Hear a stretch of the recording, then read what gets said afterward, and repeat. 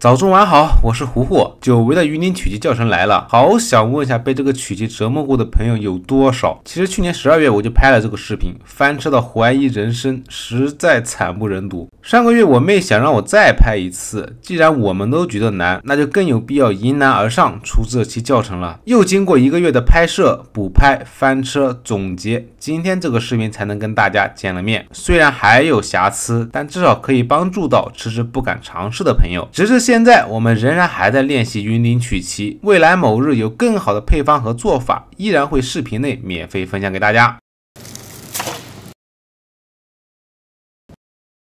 这个配方虽然材料很少，但前后改了差不多10几次。视频末尾会放4个云林取旗配方供大家参考学习。这里的糖粉是用绵白糖代替啊。拍摄时南京疫情严重啊，店铺关门，网上快递不给发，实在买不到糖粉了。但是大家操作时一定要用糖粉哦。首先黄油切块后常温软化，软化至手指摁下去有轻微阻力就好。倒入容器里也可以直接容器里软化，笨乎乎。加入糖粉后先拌匀，防止搅拌时四处乱溅。开始打发，用你的小手四处转动。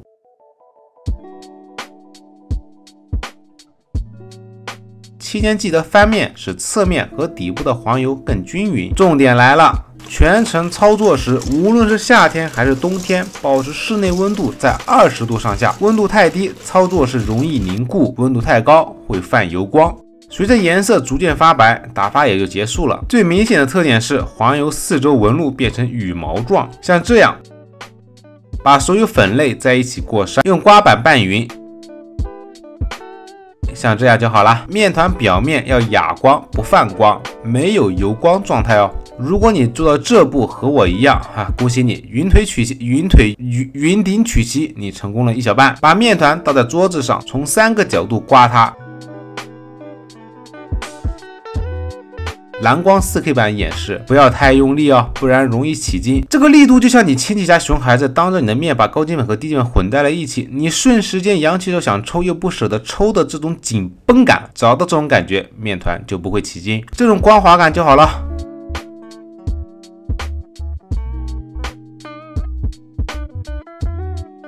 准备好心爱的裱花嘴和裱花布袋，裁剪时先剪一点，出不来，没事儿，再剪一点，修一修，像这样出来1点就好了。装进裱花袋里，用刮板背部朝前推挤，告诉面团准备干活了。大家根据自己手的大小来看看装多少面团最舒服，太多容易不稳，手小建议少一些。接着就是惨无人道的翻车练习，再翻车再练习了。这个饼干对新手是刀刀暴击啊！如果想挤出好看的花边纹路，你需要这个练习方法。准备200克土豆，1盘虾，开玩笑，土豆上锅蒸熟蒸烂。倒入淡奶油20克，拌匀后到桌子上来回刮平刮细腻，这样就好。放冰箱冷藏一会儿，拿出来开始练习。土豆泥的好处就是柔软、塑形、稳定，这个对练习挤花边帮助非常大。练习手法可以用你的1根手指抵着裱花嘴，另一只手用力匀速抬起。新手抬起时裱花嘴容易乱动啊，这个手指呢是为了保持稳定。像我这种手残党都能挤得大差不差，更何况视频前的小仙女呢？要练很久啊，期间要不断的重复使用练习。当你用土豆泥能挤到70%没问题时，就可以尝试正式的面团了。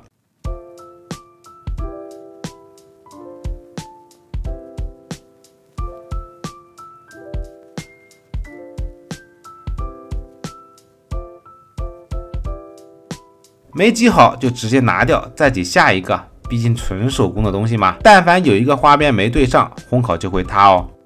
挤完呢会是这样。放冰箱定型1小时，时间快到的时候，提前烤箱升温，风炉150度，平炉温度后续展示。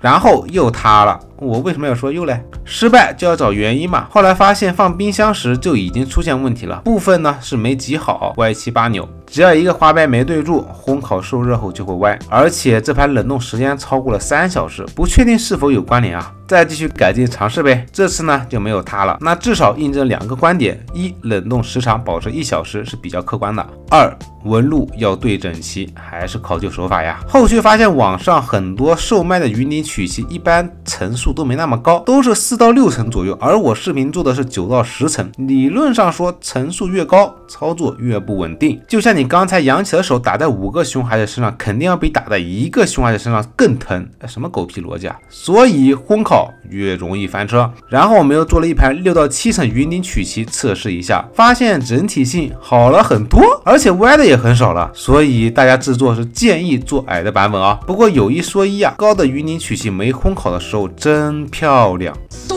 beautiful。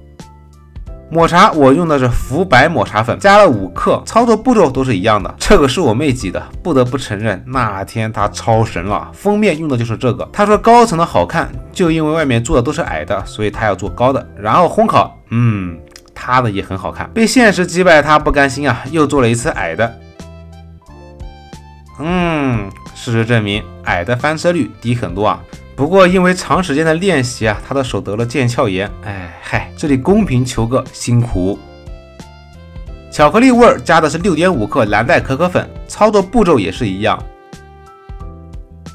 这次烘烤还是有几个歪了，云顶曲奇磨人的地方就是在这。让我捏一个看看酥脆性。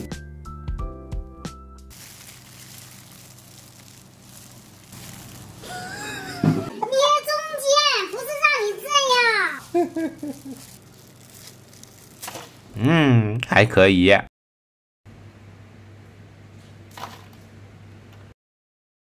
这段内容呢，是我测试上下管烘烤时的画面。60升烤箱，上下火130度，烘烤45分钟。时间到了后，拿一个出来掰开，如果中间没有潮湿，就是熟了。左边是没熟的，右边是熟了的。风炉直接150度定型10分钟，然后转125度继续烘烤20分钟。烘烤也非常重要哦。这个状态是微微打发，泛白，适合做蔓越莓曲奇。这个是中等泛白，适合做普通曲奇。最后明显发白，体积增大到2倍，适合做云顶曲奇。这是翻拌好的面团，无油光摁压，有轻微阻力，都是细节呀。最重要的裱花嘴，右边是3能的7092，市面上的花嘴基本都用它，但云顶曲奇我们要用左边这款。裱花嘴整体呢是比较张开的，但7092是略微闭合的。另外这个部位是比较圆滑的，7092是有点尖尖的。大家可以某宝搜珍妮曲奇裱花嘴，对比上述参照购买。锯齿明显，主要考虑黄油打发不到位，翻拌不匀有干粉，如果有一点锯齿可以忽略。最后注意事项，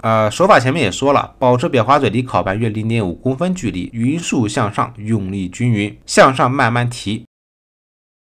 其中有一点很重要，我们随便挤一个来做个例子。正面看起来还可以，对吧？看看背面呢，发现不一样了吧？这边空隙均匀一致，但是这边却很大。之前练习时也经常出现这种情况，直接烘烤肯定会往这边塌的。这就需要我们练习的时候注意：一、裱花带保持垂直；二、力量要均匀；三、裱花嘴摆正，不要歪。看似都是简单的注意事项，但连在一起不出问题才是最难啊！希望这个横跨了快10个月的教程能帮助一些新手朋友吧。